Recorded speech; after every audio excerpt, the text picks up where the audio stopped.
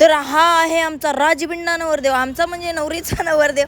तर मित्रांनो, दाद्याचं लग्न आहे, तुम्हाला माहिती आहे. तर दादीची आज हळद आहे. आपला लुक बघा. नंतरनं दाद्याला हळदीसाठी त्याचे मित्र सजवत होते. नंतरनं साक्षीच्या नावाने हळद निघली.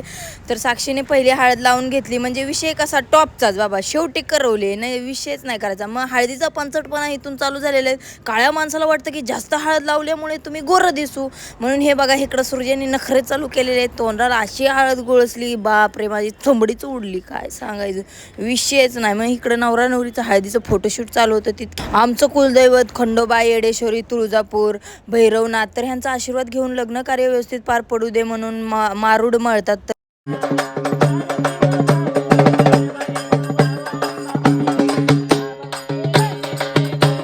तर नवरा नवरीने आरती करून घेतलेले मित्रांनो, मस्तपैकी हलगीच्या आवाजात देवीचा कुळदैवतांचा जागर केला. परड्या भरल्या की कार्य व्यवस्थित पार पडू दे.